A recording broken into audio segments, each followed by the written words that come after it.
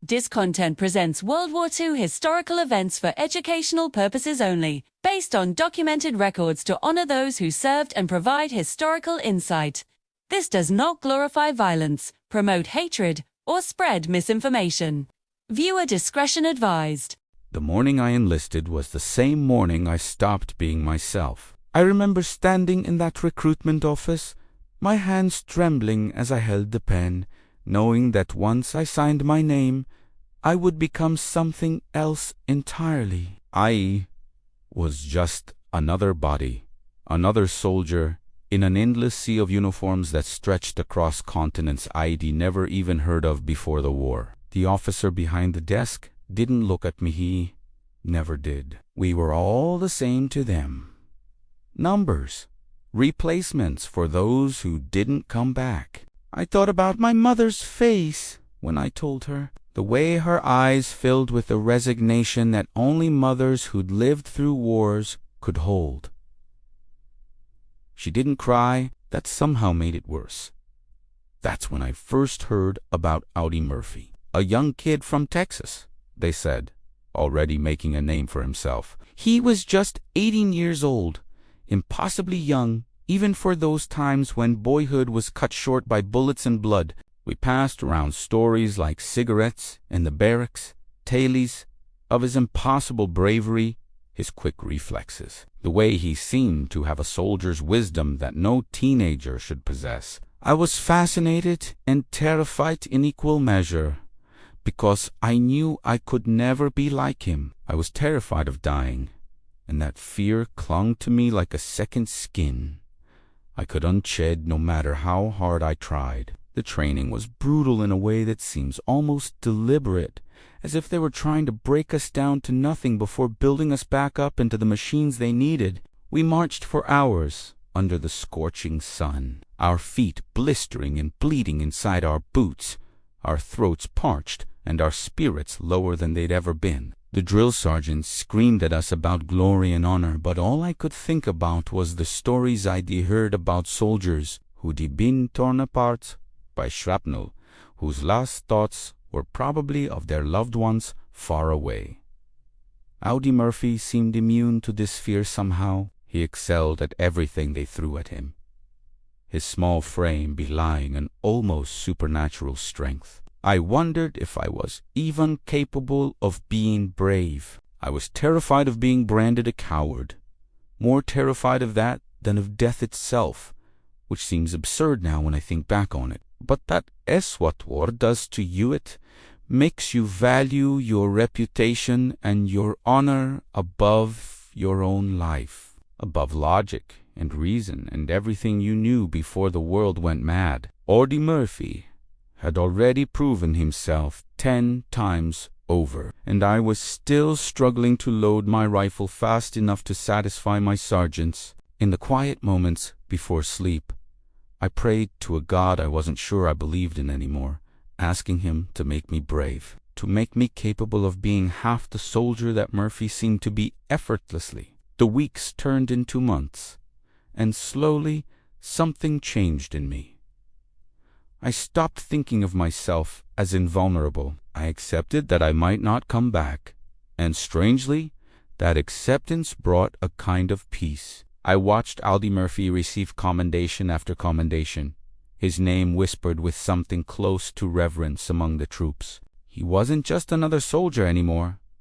He was a symbol of what American courage looked like, and maybe that's what we needed in those dark days. We needed to believe that our side had heroes, that not everyone was terrified like I was, that somewhere among us was someone capable of impossible things. On the ship, heading to Europe, watching the waters grow colder and darker, I held on to those stories like they were lifelines. I'll never forget my first day in combat. Every graphic detail is burned into my memory with the kind of permanence that nothing else in my life has ever achieved. The sounds came first, a thunderous roar that seemed to come from the very earth itself, a cacophony of gunfire and explosions, and men screaming that transcended language and culture and reached directly into the primal part of your brain that just wanted to run. I was huddled behind a crumbling stone wall in Sicily,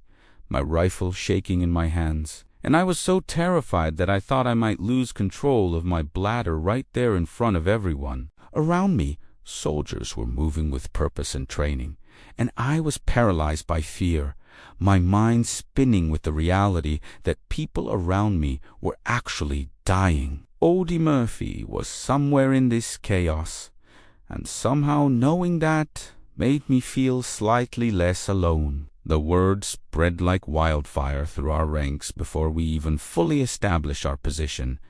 Murphy was out there, doing what Murphy did, pushing forward when everything in your body told you to retreat. I didn't see him with my own eyes that first day, but I heard about how he'd cleared a machine gun nest single-handedly, how he'd dragged wounded soldiers to safety under enemy fire, how he'd done these impossible things with a calm that made the rest of us look like children playing at soldiers. And I was filled with a conflicting mixture of inspiration and deep, gnawing shame that I couldn't seem to be more like him. The weeks that followed were a blur of moving forward, digging in, moving forward again. We suffered terrible losses in our unit, men I'd trained with, men I'd shared laughs and rations with, suddenly just gone. One moment they were cracking jokes about the terrible coffee, and the next moment they were being carried back on stretchers,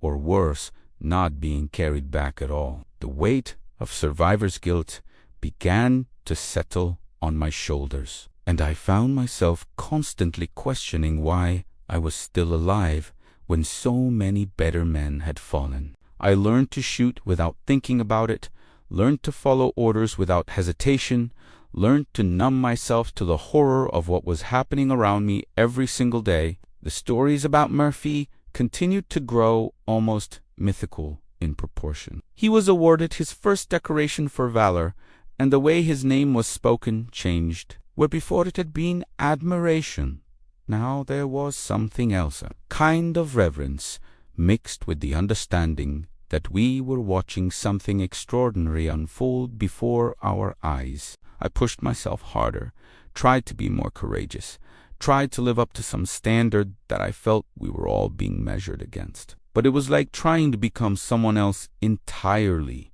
and every time I fell short, I felt that shame creeping back in. That voice in my head telling me I wasn't good enough, that I should have been the one doing impossible things instead of just trying to stay alive. One night, after a particularly brutal day of fighting, I found myself alone with my thoughts in a canteen of water that tasted like metal. I thought about Audie Murphy, this kid who couldn't be more than a year or two younger than I was, doing things that seemed beyond human capability. And I realized something profound. Maybe it wasn't that he was braver or stronger. Maybe it was just that he'd made peace with the fact that he might die, and that knowledge had set him free in a way that my desperate clinging to life never would.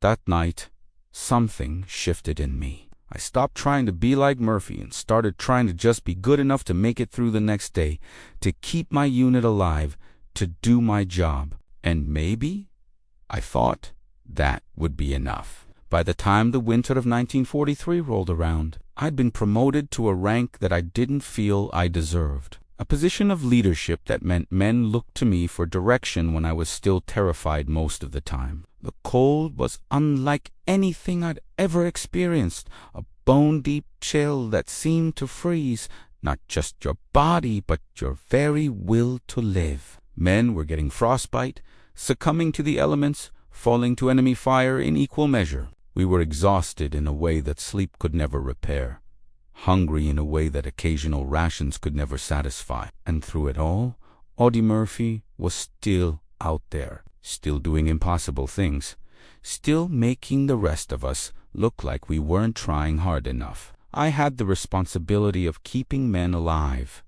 of making decisions that would literally determine whether they lived or died. There's a weight to that kind of power that outsiders can never truly understand. I remember a young private, couldn't have been more than 17, who reminded me so much of Audie that I kept seeing his face in my mind during the worst moments. He was eager and brave, maybe too brave, and I had to constantly pull him back from situations that would have gotten him killed. I didn't have the heart to tell him that his bravery wouldn't matter if he was dead, that the real victory sometimes meant just surviving to see another sunrise. But I learned painfully and slowly that keeping men alive sometimes meant making unpopular decisions, meant showing restraint when every fiber of your being wanted to attack. The news came one day that Audie Murphy had done something that even his legend couldn't quite contain.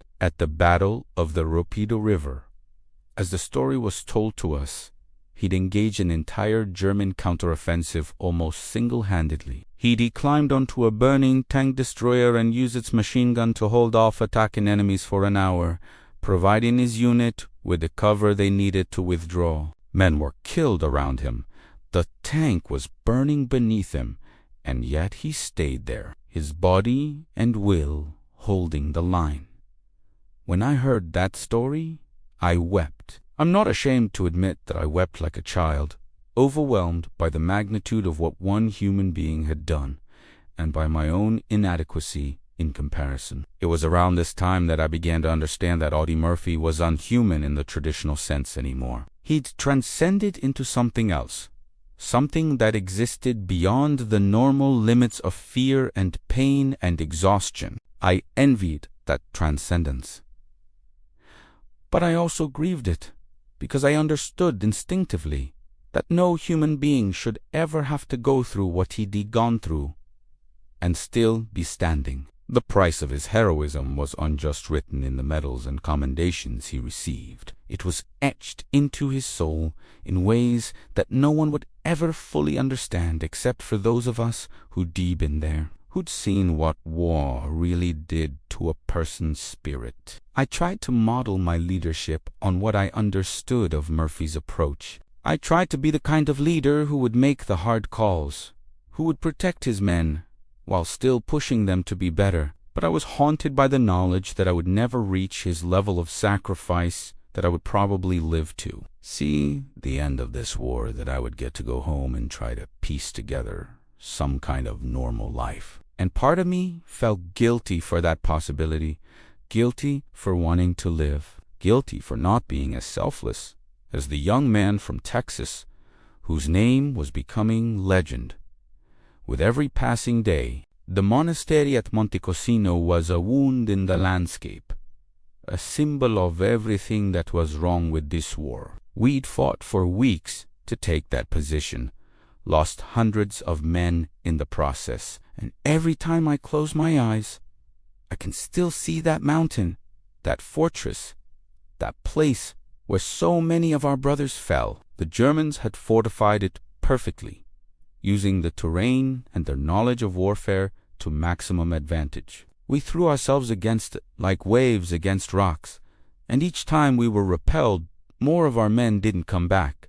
The momentum of the war seemed to hinge on taking that single position, and the pressure was immense, suffocating. Audie Murphy was there at Monte Cassino, naturally. Of course he was. He was everywhere that was most dangerous, most desperate, most likely to produce the kind of heroism that changed the course of battles. He moved through that landscape like a ghost, appearing suddenly at critical moments, doing what needed to be done, then disappearing back into the chaos. I never saw him directly. During this first hour, eunuchs weren't always in the same location, but I heard about his actions in the same way Audie heard about everything else he'd done. He was wounded, they said, but he kept fighting. He saved fellow soldiers, covered retreats, held ground when we needed to hold ground. The stories grew and grew, each one more incredible than the last. I was broken at Monte Cassino in ways that I'd never been broken before. We were literally stacked on top of each other, soldiers and corpses alike, fighting 4 inches of territory that we'd probably lose and have to fight for again the next day. The futility of it was crushing. I watched men who were good, who were kind, who had families waiting for them back home, get torn apart by artillery. I watched soldiers go mad from the constant bombardment, shell shock taking their minds in ways that bullets could never fully destroy. I held a dying man in my arms, whose intestines were spilling out onto my uniform, and he asked me to tell his wife that he loved her. And I promised I would, and I knew I was lying because I had no idea if I'd survived to deliver that message. In my darkest moment at that cursed mountain, I found myself thinking about Audie Murphy with an intensity that bordered on obsession. How was he still sane? How was he still capable of doing impossible things when the rest of us were barely capable of remembering our own names? I wondered if he'd made some kind of Faustian deal, if he'd traded his humanity for superhuman capability. Or maybe he was just better at compartmentalizing,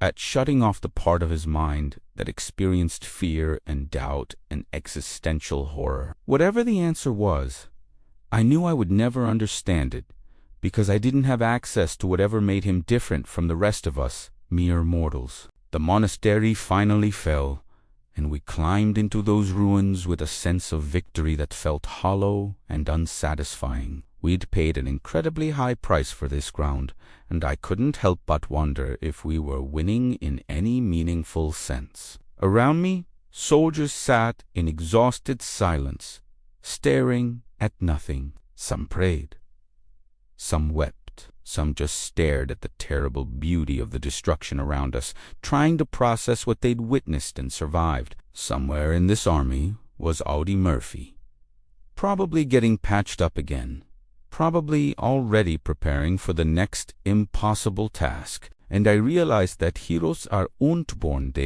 recreated by circumstances so extreme that ordinary men are forced to transcend their limitations or die trying. By 1944, the war had taken on a different character for me. We were advancing instead of retreating, and there was a sense that maybe, just maybe, we might actually win this thing. But the cost had been astronomical, and the weight of all those losses never left me. I carried the faces of every man who died under my command, and I suspected I would carry them for the rest of my life. The landscape was becoming more familiar, France.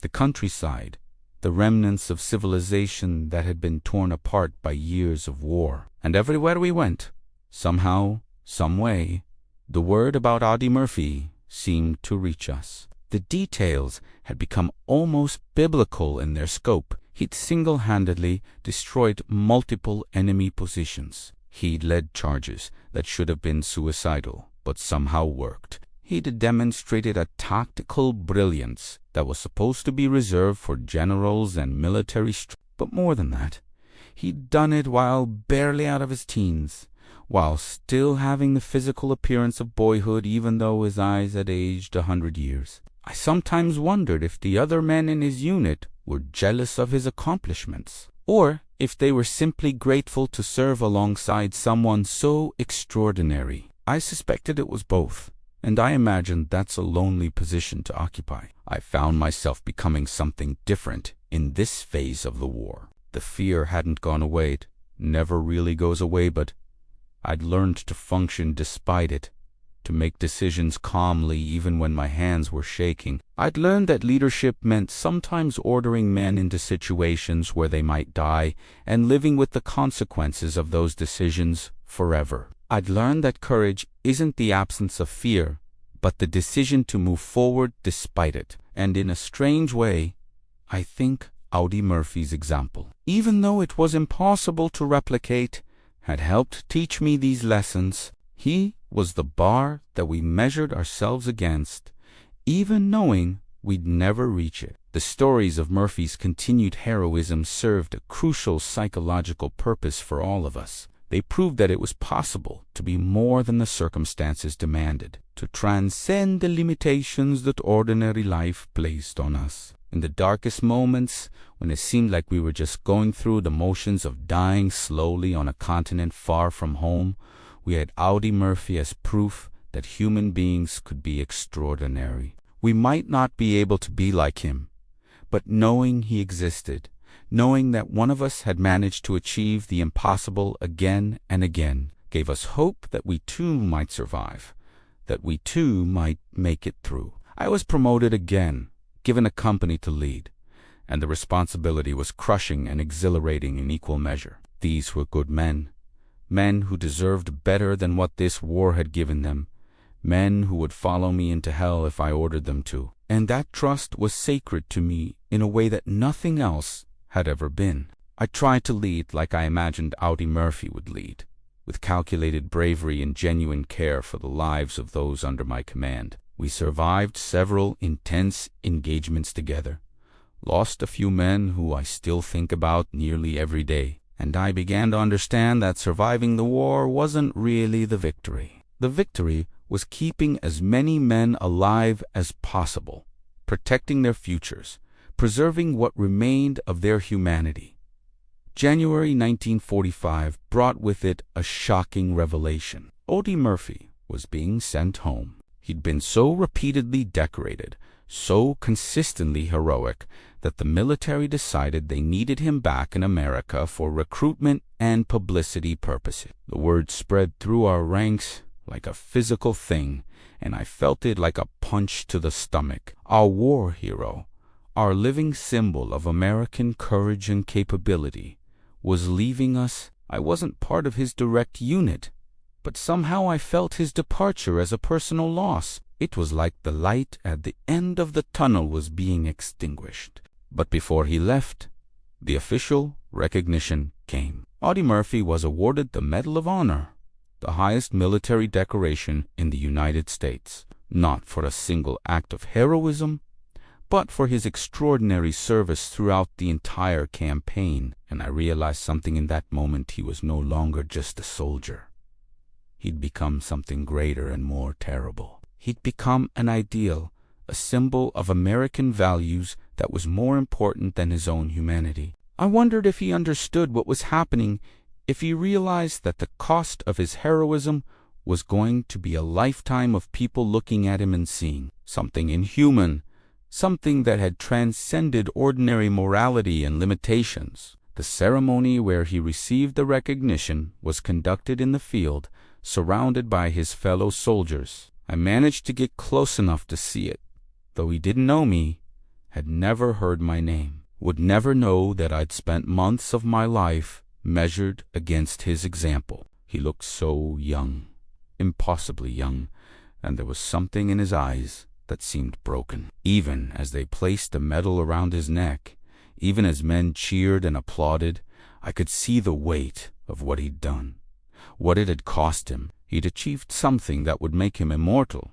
in the annals of military history. But I suspected that immortality was a curse that would haunt him for the rest of his life. I thought about all the men who hadn't come back, who wouldn't get to go home, who would exist only in the memories of those of us who'd served with them. Their sacrifices were real and magnificent, even if they'd never be immortalized in the same way that Murphy's would be. I realized that the nature of war is that it creates monuments to the living while erasing the names of the dead. Murphy would go home to fame and fortune, and I didn't begrudge him that. He'd earned it 1,000 times over. But I grieved for all the ordinary soldiers who'd done extraordinary things and would never be recognized, who would come home to a world that didn't understand what they'd been through, who would carry their scars and their secrets to their graves. As I watched him prepare to leave, I felt a strange sense of gratitude mixed with loss. He'd shown us what was possible, had proven that human beings could transcend their limitations and achieve great things. But he'd also shown us the cost of that achievement, the way it transformed you into something other than yourself, something that could never quite fit back into ordinary society. I thought about my future, about going home to a world that seemed impossibly far away, about trying to explain what I'd seen and experienced to people who'd never been anywhere near a war. And I knew that Audie Murphy would face the same challenge, magnified 1,000 times by his fame and his unprecedented level of achievement. The war ground on 4 months after Audie Murphy left us. We continued to advance through France, through Germany, watching the enemy forces crumble and fall back. The end was finally coming. We could all feel it, though no one dared to speak it aloud, for fear of jinxing what was happening. We paid such an enormous price for this victory that it sometimes felt surreal that it was actually ending. I'd made it this far, and I allowed myself to begin thinking about home, about what my life might look like after this was all over. But those thoughts brought their own kind of terror, because I was unsure if I could ever be the same person I'd been before the war took me. In May 1945, Germany surrendered. The war in Europe was over. I remember standing with the men under my command, listening to the announcement, and feeling a hollowness inside that I couldn't quite name. We'd won. We'd survived. These were supposed to be moments of unalloyed joy, but instead I felt a profound emptiness, as if the war had been the only thing keeping me going. And now that it was over, there was nothing left to push toward. We were heroes in a way, or at least survivors, but I didn't feel heroic. I felt broken in ways that no amount of medals could fix. I heard that Audie Murphy was already in America, was already being paraded around as a war hero, was already becoming a symbol of American might and military prowess. He was 21 years old, and had achieved more in combat than most soldiers achieved in an entire lifetime. I wondered how he was handling the transition, how he was dealing with being transformed from a soldier into a symbol. And I wondered if he ever thought about us, the men who were still processing what we'd been through, who were still trying to figure out how to exist in the world now that the war was over. Years passed. I came home, tried to find work, tried to live a normal life, but nothing was quite normal anymore. The memories didn't fade. They got duller maybe, but they never went away. I'd read occasionally about Audie Murphy, about how he was trying to become an actor, about his struggles with what we'd eventually learn to call PTSD, about his difficulties adjusting to civilian life despite his fame. And I felt a strange kinship with him, even though we'd never actually met, even though he'd never know my name. We'd both been transformed by the war, both trying to find some way to fit back into a society that had no real framework for understanding what we'd experienced. His story didn't end the way I think any of us hoped it would. He struggled. He fought. He tried to find meaning in his life after the war. But the trauma that he'd carried with him didn't just disappear because the fighting had stopped. He died in a plane crash in 1971, cut down at 56 years old. And I remember feeling a strange sense of sadness that surprised me with its intensity. This young man who'd represented the impossible, who'd shown us that human beings could transcend their limitations, had ultimately been limited in the ways that mattered most. He'd survived the war only to be defeated by what the war had done to him. I'm an old man now, and I've been thinking a lot about Audie Murphy and what his legacy means to me and to all the soldiers who served alongside him, who followed after him, who drew inspiration from his example. I think about that young kid from Texas who became a legend, who proved that age and size and all the limitations that society places on us are less important than the spirit inside. I think about the terrible costs of that heroism, about how it transformed him into something greater than himself, and also something less human. And I think about all the ordinary soldiers, the ones whose names were never recorded in the history books, who did their jobs quietly and came home and tried to build lives from the wreckage of what they'd experienced. The war took something from all of us that we could never get back. It took our youth, our innocence, our ability to see the world as a place of unlimited possibility. But it also taught us things that civilians could never understand, showed us what we were capable of when circumstances demanded everything from us. Audie Murphy showed us that human beings could be extraordinary, that we weren't limited to the ordinary constraints of fear and pain and fatigue, but he also showed us the cost of that extraordinary achievement, the way it marks you forever, changes you irreversibly, leaves scars that never fully heal. I've made peace with my own experience as much as anyone can who lived through what we lived through. I'm proud of what I did, proud of the men I served with, proud that I was able to bring some of them home. And I'm grateful for the example that Audie Murphy set, even though I couldn't replicate it. Even though I understood that his achievements existed on a different plane than my own efforts, he was a reminder that in the darkest moments of human history, people can still choose to be brave, can still choose to sacrifice, can still choose to be more than they thought they could be. And that knowledge has carried me through 60 years of life after the war. To the young soldiers today, to anyone who's called to serve, I want to say this: you don't have to be Audie Murphy. You don't have to be the greatest or the strongest or the most decorated. You just have to do your job. Look out for the people next to you and get home if you can. That's heroism too, and it might not make it into the history books, but it matters. It matters to the people you serve with, and it matters to the world. Audie Murphy taught us that great things are possible, but I want to teach you that ordinary things done with love and care and dedication are also great. The war changed all of us, killed some of us, transformed others of us into things we didn't recognize. But through it all, the one constant was the brotherhood, the shared experience of struggling through something so terrible that it forged bonds stronger than any peace could ever create. I have one more story to tell before I go. Just before I shipped out to war, my mother told me something I've never forgotten. She said, "Come home to me. Whatever you have to do to come home to me." And I did.